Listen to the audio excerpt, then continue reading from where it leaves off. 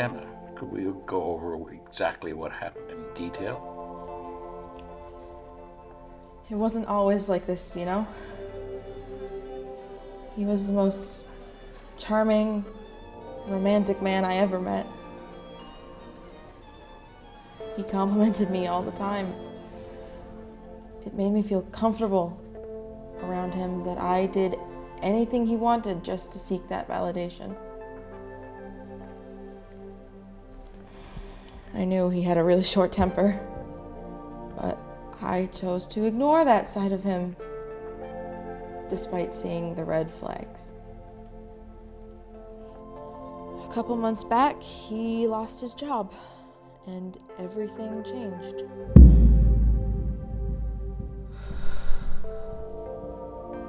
He got irritated at the slightest things. He'd call me all sorts of names, tell me how useless I was.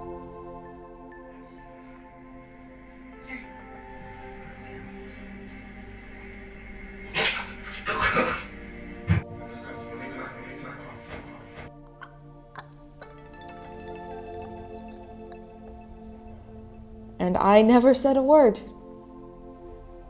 because I loved him too much, and he loved me too. So I thought, at least he wasn't hitting me. He'd reassure me afterwards and apologize and tell me that it was because he loved me. And I forgave him. And just how did that make you feel? To me, it was just a phase that I was sure would pass. But it didn't. Rather, it got worse to the extent that I believed every word he said to me. And then he started hitting me. I wanted to run away and leave him, but I couldn't. Who would I run to? He ruined the relationship I had with my mom and all my friends. My mom warned me, however, but he somehow managed to convince me to stop visiting her and taking her calls or the calls from all my friends. He'd take my phone and go through my messages as he pleased. He made me believe that the very people that I cared about were the reason for our problems, and of course I listened to him. He never failed to remind me that I was his property, and he could do whatever he wanted to me. He wanted me for himself alone, and he cut me out of everything except for him. The way that I love you. Nothing's bloody and useless. You're mine for mine. My life, my dreams, my desires took 1,000 steps backwards just to make him happy. He controlled every aspect of my life, including my finances. He said that if I refused to listen to him, that he would leave me. And he convinced me that no man would ever love me the way that he did. I was scared he would actually leave for good. And I did as he wanted.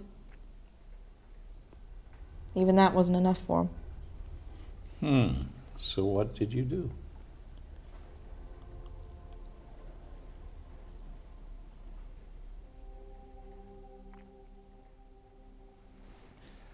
Please go on, Emma.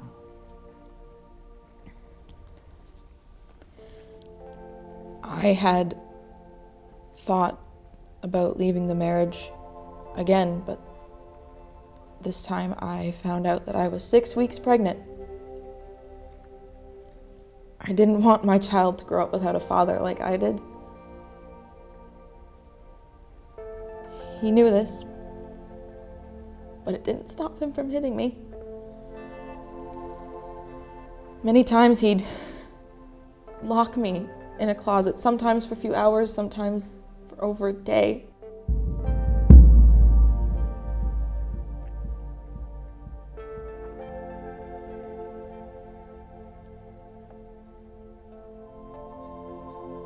No food or water, and I couldn't even use a cell phone to call for help.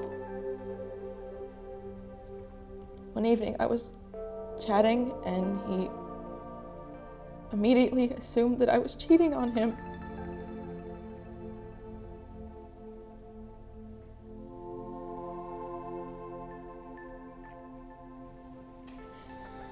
God, he hit me so hard that I bled a lot.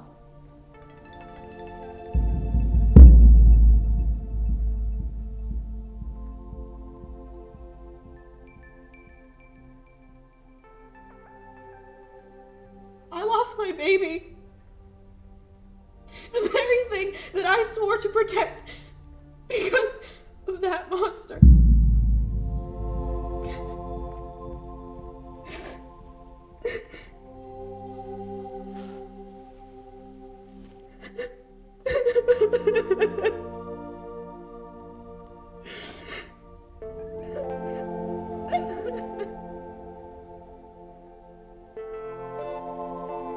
Did it ever occur to you that there might have been some things you probably did to provoke or trigger that side of it?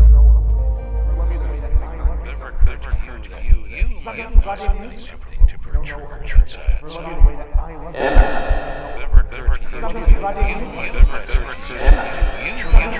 something to trigger that side. You're my property. Emma, our session is just about up, and you said no. Why don't you gather your thoughts for our session next week? Maybe because I already know how this ends. I've had enough of the constant belittling from people like yourself who are best at pointing fingers and blaming the victim. Religions of the world sit as a mighty rock telling women to stay in an abusive relationship and remain calm because the second something goes wrong, you have to fix it and it is your fault. You don't care. You haven't cared since I started coming here. Nobody takes the time to learn the truth of the situation and they just turn a blind eye. I've had enough.